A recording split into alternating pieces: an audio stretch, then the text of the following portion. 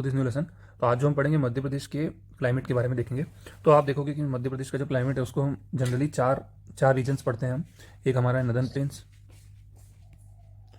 दूसरा जो हमारा मालवा प्लेटू रीजन, फिर उसके बाद नर्मदा वैली रीजन और ये विंध्य सतपुड़ा का एरिया। तो आप देखोगे जो हम क्लाइमेट पढ़ते हैं तो कोपियन का क्लाइमेट क्लासिफिकेशन है फ्रेंड्स।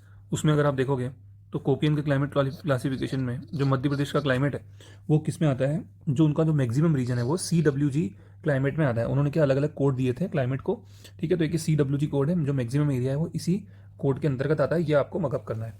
ओके, अब हम क्या देखेंगे कि सबसे इनके अलग अलग जो क्लाइमेट है वो देखेंगे। तो नदर्न प्लेन्स का क्लाइमेट कैसा है, तो नदर्न प्लेन्स का क्लाइमेट कैसा है फ्रेंड्स, यहाँ पे क्या होता है, क्योंकि क्या है ये कॉन्टिनेंटल क्लाइमेट है, कॉन्टिनेंटल क्लाइमेट जिसको हम हिंदी में बोलते हैं महाद्वीपीय जलवायु। तो यहाँ पे क्या होता है, लैंड एरिया है, मतलब जो पानी वाली जगह से दूर है, ठीक है। तो ये क्या है, दिस इज, ये हॉट भी ज़्यादा होगा और कोल्ड भी ज़्यादा होगा। कॉन्टिनेंटल क्लाइमेट में फ्रेंड्स ऐसा ही होता है। अब आप देखोगे कि यहाँ पे जो मेन रीजन है कौन से आएंगे, शिवपुरी आ गया आपका, ठीक है, ग्वालियर, गुना, भिंड, ये सब आएंगे। यहाँ पे जो टेम्परेचर होता है ना फ्रेंड्स वो 40 से 45 डिग्री सेल्सियस तक चले जाता है। और आप अगर नीचे वाला देखोगे तो वो भी 15 डिग्री टू 18 डिग्री सेल्सियस तक चले जाता है, ठीक है। तो ये हो गया हमारा। उसके बाद जब हम जो आएंगे हम, वो हम किस में आते हैं, हमारे मालवा।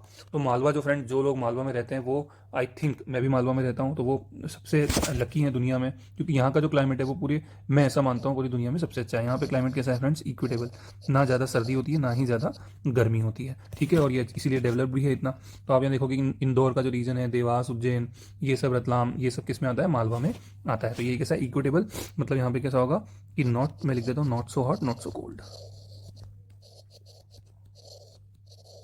ठीक है। तो ये नॉट सो हार्ड। और यहाँ पे ये जो एक आपको सबको पता होगा कि जो एक चीनी यात्री थे फाहिन, उन्होंने बोला था कि this is the best place to live in world, ठीक है। तो ये सबसे, यहाँ पे जो क्लाइमेट है वो सबसे अच्छा है। उसके बाद हम देखेंगे जो हमारा तीसरा है वो है नर्मदा वैली। नर्मदा वैली से आप समझना कि यहाँ से ट्रॉपिक ऑफ कैंसर भी निकल रहा है फ्रेंड।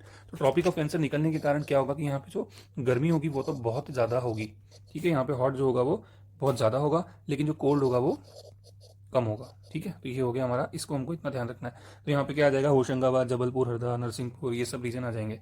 फिर हमारा जो आया, ये जो आया विंध्य सतपुड़ा। तो यहाँ देखना माउंटेनियस एरिया है, माउंटेनियस एरिया है, उसके कारण क्या होगा फ्रेंड कि यहाँ पे जो कोल्ड होगा, जो यहाँ पे जो क्या होगा आपका कि जो कोल्ड होगा वो बहुत ज़्यादा होगा फ्रेंड्स, ठीक है। माउंटेनियस एरिया है, लेकिन जो गर्मी होगी वो कैसी होगी, कम होगी या नॉर्मल होगी, ठीक है। तो ये हमको इस रीजन के बारे में ध्यान रखना है। अगर आप इसमें देखोगे तो कौन से एरिया आ जाएंगे, मेनली जो पचमढ़ी अमरकंटक वाला रीजन है वो विंध्य सतपुड़ा एरिया में ही आएगा, ठीक है। तो ये हमारा हो गया कि ये रफ मैप था। आई थिंक थोड़ा सा आप इसको चाहे तो आप इसको थोड़ा सा, इसको हम थोड़ा सा चेंज कर लेते हैं, आप इसको थोड़ा सा इधर कर सकते हो, ठीक है। तो ये हमारा हो गया। Okay friend, thank you so much. Next में हम देखेंगे जो वर्षा है, जो मध्य प्रदेश में रेनफॉल है उसको हम देख लेंगे।